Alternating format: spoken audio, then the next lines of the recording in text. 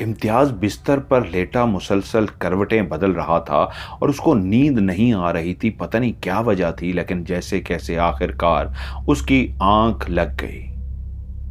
और जैसे ही उसकी आंख लगी, उसने देखा वो उसी थाने से चलता हुआ अपने उसी क्वार्टर की तरफ आ रहा है। उसने वर्दी पहन रखी है जैसे आज दिन में उसने पहन रखी थी, और चलता हुआ वो अपने कमरे में आया है।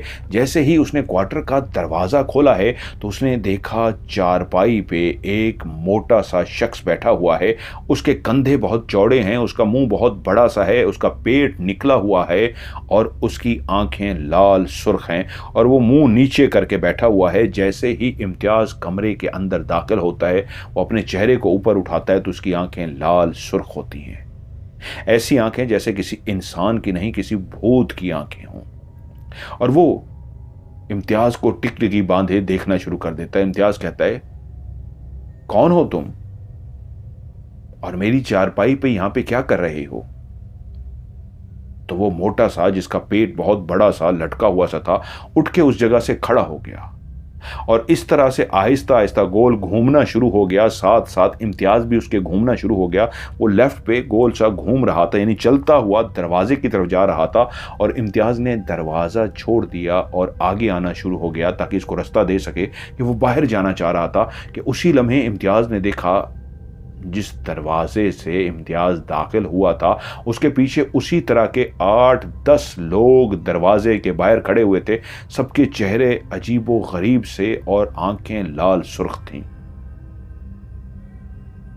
और उनमें से एक बोला, यही है, आ गया है, इसी का इंतजार था। अच्छा हुआ टाइम पे आ गया। मिलते हैं तुमसे, बहुत जल्दी मुलाकात होती है। सो जाओ, आराम कर लो, बहुत थके हुए हो। जल्द ही तुमसे मुलाकात होती है। आओ साथियों, चलें, ये उसने कहा और वो बाहर चला गया। इम्तियाज अभी तक वहीं पे खड़ा परेशान सा था कि ये क्या हुआ है। वो परेशान और हैरान था कि ये क्या था कि एकदम से उसको महसूस हुआ कि मेरे चक्कर से आ रहे हैं। और वो चारपाई पे बैठने लगा और जैसे ही चारपाई पे बैठा तो चारपाई उसकी हिलना शुरू हो गई। वो एकदम से घबरा के चारपाई से खड़ा हो गया। उसने झांक के देखा तो एक उन्हीं की तरह का बंदा अभी भी चारपाई के नीचे मौजूद था और उसके दांत, उसके मुंह से खून बह रहा था। वो एकदम से पीछे हट गया और वो दौड़ता हुआ चारपाई के नीचे से निकला और बाहर चला गया। इम्तियाज को झटका लगा और उसकी आंख खुल गई। ये कैसा खौफनाक ख्वाब था, ये कैसा भयानक सपना था, ये मैंने क्या देखा है। उसने जल्दी से पानी का गिलास भरा, जग से पानी निकाला, जल्दी जल्दी उस पानी पी गया और उठकर बैठ गया। कि पहले नींद नहीं आ रही थी, नींद आई है तो कैसा भयानक सा मैंने अजीबो गरीब सा ख्वाब देखा है। वो ये सोचता हुआ अभी बैठा ही था कि एकदम से उसको एक चीख की आवाज सुनाई दी। उसी थाने के अंदर से एक चीख की आवाज आई थी जहां आज उसने पहला दिन गुजारा था। जैसे ही उसने चीख की आवाज सुनी, जल्दी से वो अपने बिस्तर से उठ के खड़ा हुआ। जल्दी से उसने जोर से अपना दरवाजा खोला और भागने वाले अंदाज में थाने की तरफ जाने लगा तो उसके सामने निसार आ गया। और निसार बोला, साहिब रुक जाइए, ये गांव है, खतरनाक गांव, यहां बहुत भयानक जानवर भी पाए जाते हैं। आप जब आए थे आपने देखा होगा गांव के घर बहुत दूर दूर हैं, आबादी नहीं है। इस थाने में भी बहुत कम लोग होते हैं, सिर्फ मैं ही टिक सका हूं क्योंकि इसी गांव का हूं, कोई और नहीं टिकता। कभी भी रात को किसी जानवर की, किसी इंसान की, किसी हैवान की, किसी शैतान की, किसी की भी आवाज सुने तो एकदम ऐसे भागते हुए बाहर मत आइएगा। ऐसी कई आवाजें सुनाई देती हैं, एहतियात कीजिएगा। ये गांव बहुत खौफनाक गांव है, दरिंदों से भरा हुआ गांव, यहां कई दरिंदे हैं। जाइए साहब वापस कमरे में। और आज पहली रात थी इसलिए मुझे अंदाजा था कि कहीं जज्बाती हो के जिस तरह आप सुबह हमदर्दी दिखा रहे थे, कहीं जब जज्बाती हो के आप बाहर ना निकल आए, इसलिए मैं जाग रहा था। शुक्र है मेरी आंख नहीं लगी, वरना कुछ खुदा न खास्ता क्या हो जाता। जाइए, अपने कमरे में जाइए।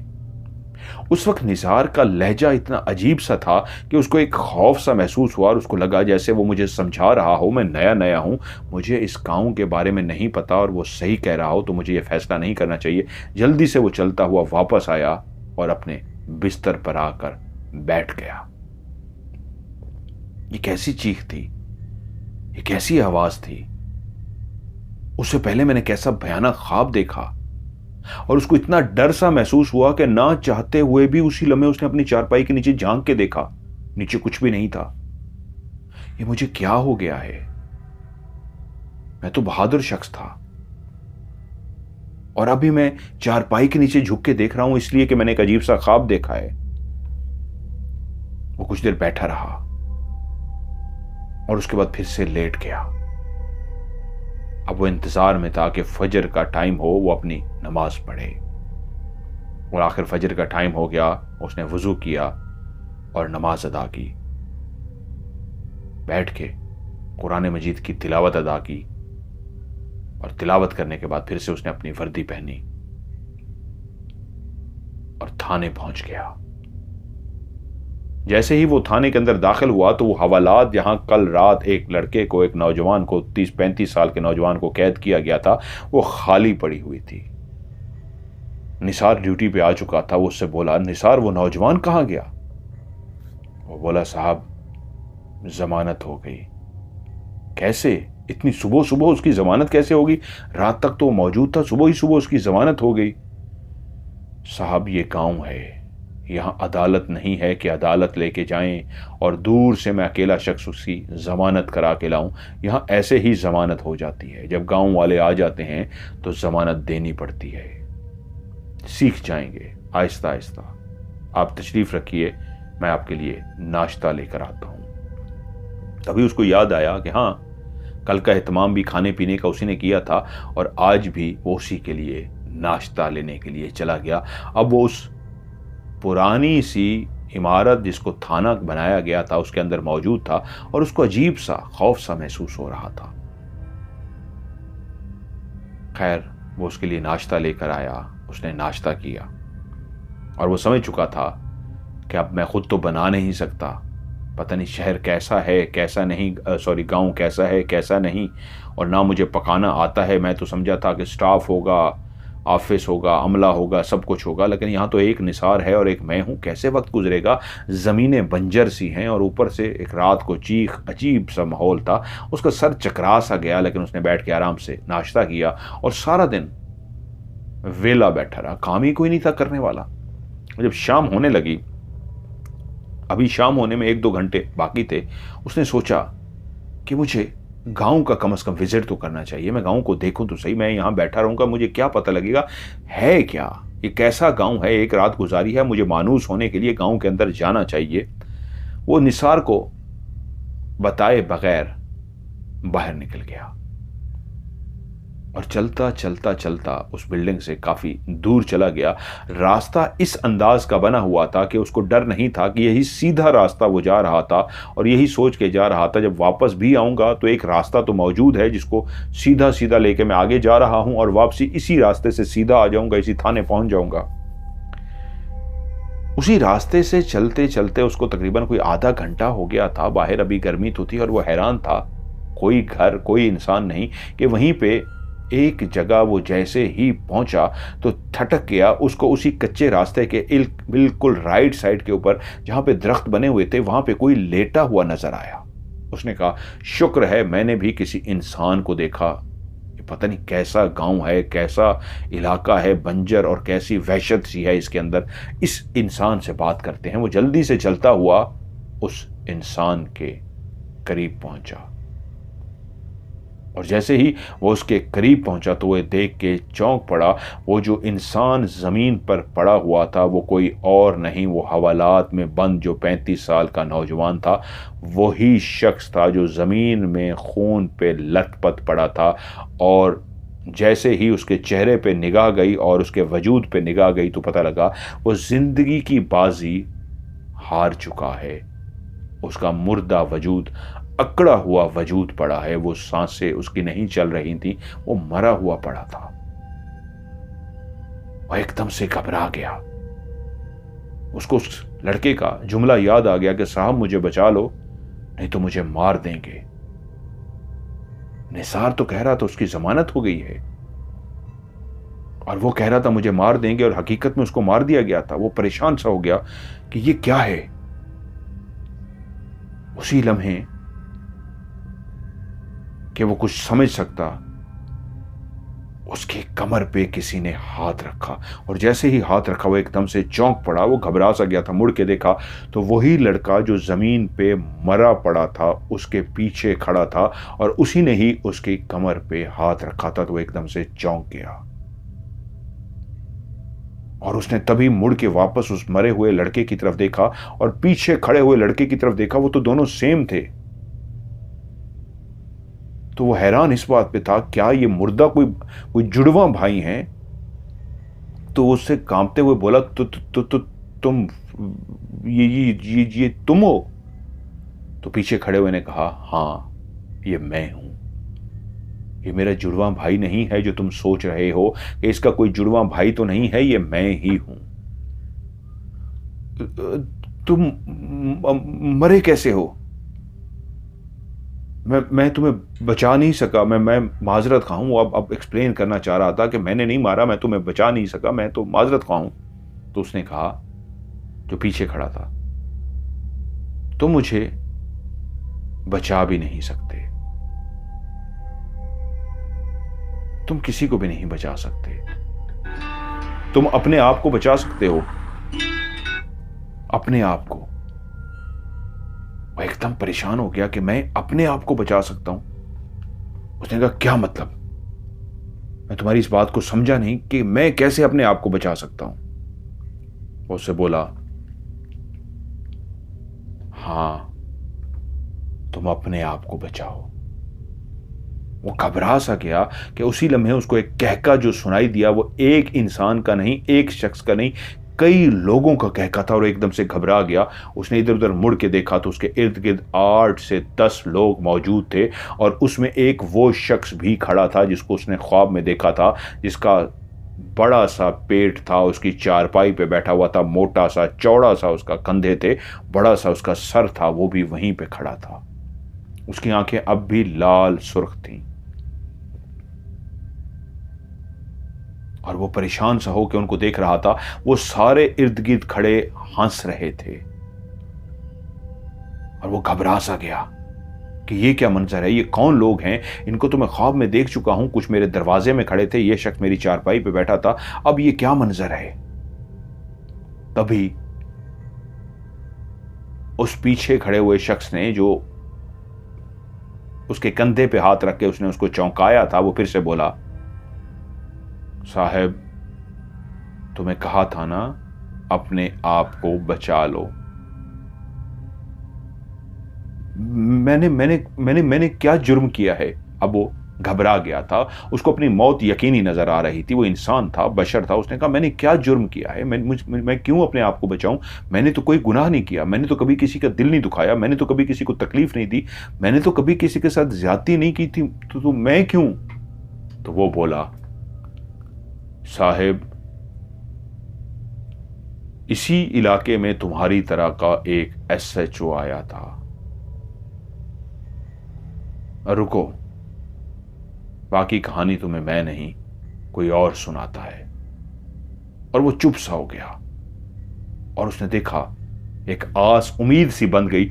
दूर से पुलिस की वर्दी पहने निसार आ रहा था। उसको लगा मैं बच गया, मुझे बचाने वाला आ गया। वो इस गांव को जानता है, अब ये भाग जाएंगे, डर जाएंगे। निसार को देखे निसार आ गया है, लेकिन वो सारे वहीं पे खड़े रहे। वो चुप सा हो गया, ये जुमला कह के, रुको बाकी स्टोरी तुम्हें कोई और सुनाता है। तो निसार चलते हुए आ गया, आके उन लोगों को देखा और साहब को देखा और बोला, साहब आपने मुझे क्यों नहीं बताया? आप मुझे बता के तो आते। आप खामोशी से बाहर निकल गए।